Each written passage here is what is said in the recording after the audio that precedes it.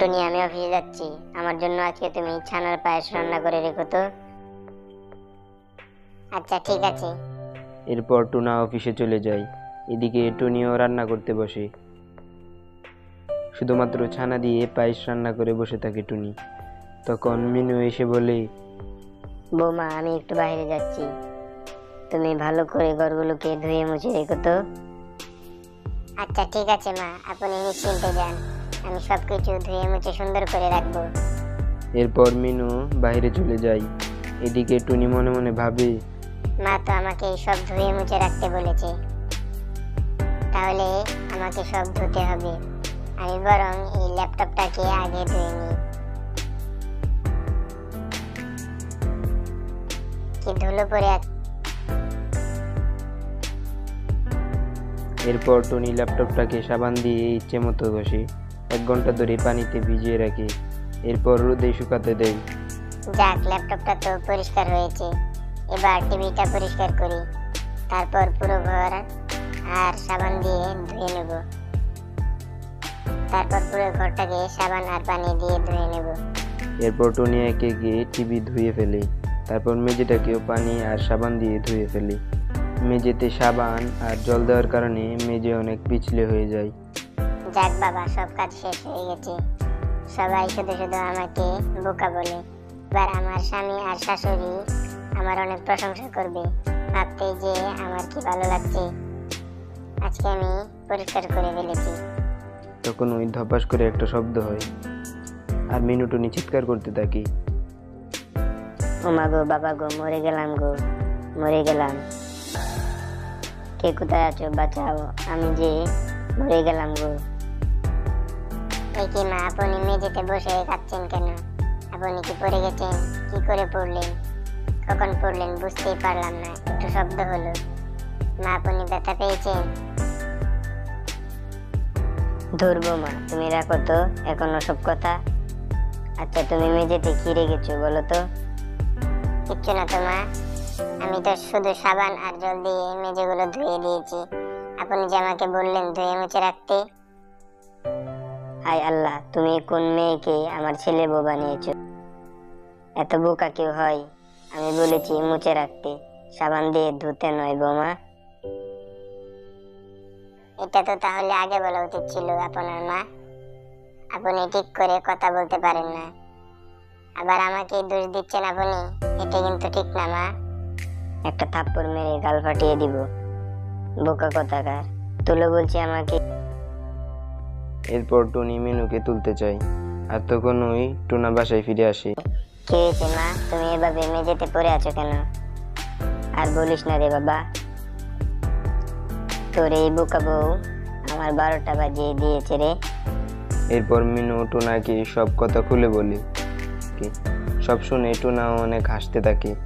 এরপর টুনাও তার ঘরে যায় আর টুনিকে বলে, তোমাকে যে আমি ছানার পায়েস রান্না করতে বলেছিলাম, তা তুমি কি সেটা করেছো? হ্যাঁ টুনা, করেছি।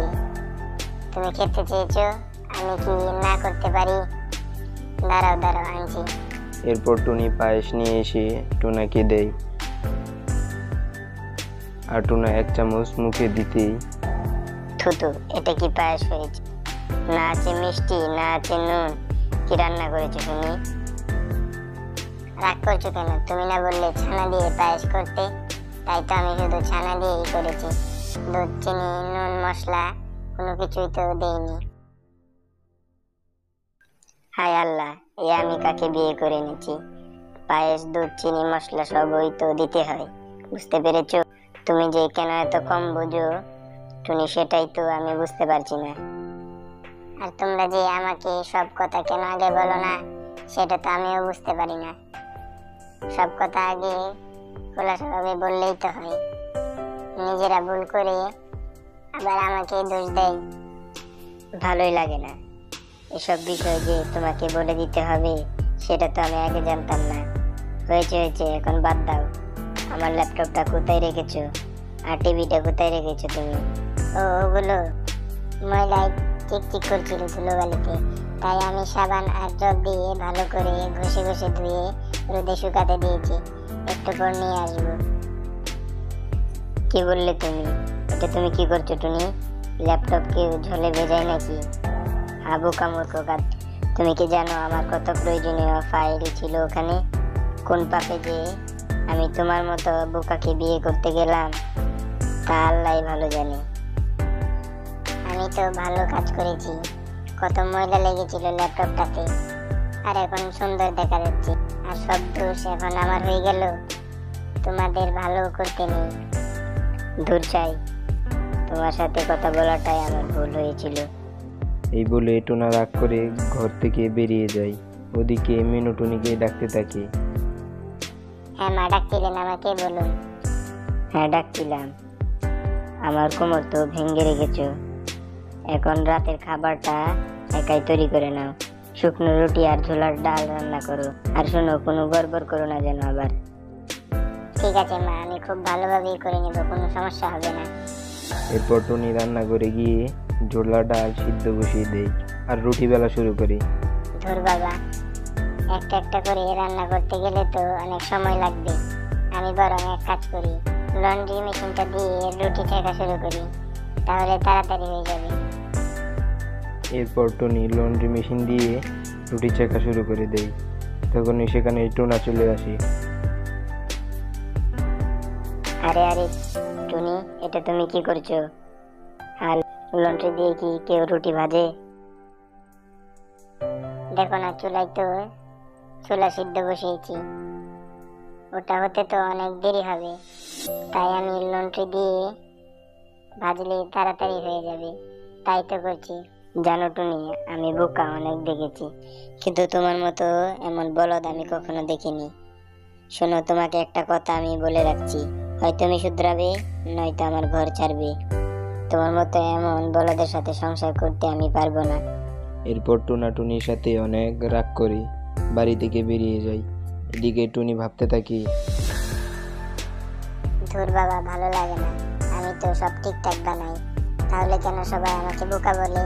আমি কত ভালোভাবে কাজ করি, কত তাড়াতাড়ি কাজ করি, কিন্তু আমার কাজ কারো পছন্দ হয় না। এসব ভাবতে ভাবতে বেশ কিছুক্ষণ কেটে যায়। এরপর রাত হয়ে যায়। ও মা, আমি তো আর ধূপ দিইনি, শাশুড়ি মা তো আজ আমার 12টা থেকে 14টা বাজিয়ে দেবে। যাই হোক, লঙ্কা দিয়ে ধূপটা দিয়ে নি। এরপর টুনি শুকনো লঙ্কার আগুন দিয়ে ধোয়া করে ধূপ দিতে থাকে। এদিকে একটা চোর তার ঘরে বসে থাকে, আর সেই চোরের কথা কেউ জানতে পারে না। এদিকে লঙ্কার ঘ্রাণ পেয়ে মিনু দৌড়ে আসে সেখানে। কি বৌমা, তুমি লঙ্কা দিয়ে ধূপ কেন দিচ্ছ? মা, আপনি কথা না বেরিয়ে আমার কাজটা শেষ করতে দেন তো। টুনির কথা শুনে মিনু চুপ করে দাঁড়িয়ে থাকে আর রেগে আগুন হয়ে থাকে। হঠাৎ করে চোর কাশতে শুরু করে। বৌমা, এটা কার গলা শুনতে পেলাম? কেউ মনে হয় কাঁদছে। জানি না তো মা, চোর হয়তো। কে কোথায় আছো? শীঘ্রই আসো, আমাদের বাড়িতে চোর ঢুকেছে। সবাই দৌড়ে আসে। এরপর তাদের পাড়া প্রতিবেশী সবাই সেখানে দৌড়ে আসে, আর তারা সত্যি চোরকে দেখে। এরপর ইচ্ছামতো পিটিয়ে চোরকে ছেড়ে দেয়। বৌমা, তুমি অনেক বুদ্ধিমতী মা, আজ তুমি একটা ভালো কাজ করেছো বৌমা। তারা যখন এসব কথা বলা বলি করছিল তখনই সেখানে টোনা আসে, আর মিনু টুনি টোনাকে সব ঘটনা খুলে বলে। সত্যি টুনি, তুমি তো দেখছি বোকা নও, তুমি আমার লক্ষ্মী বউ।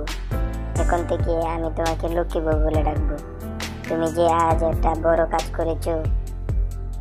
টুনা আর শাশুড়ির মুখে এমন প্রশংসা শুনে টুনি আনন্দে অনেক নাচতে থাকে। এরপর থেকে টুনি নিজেকে অনেক বুদ্ধিমতী ভাবতে শুরু করে।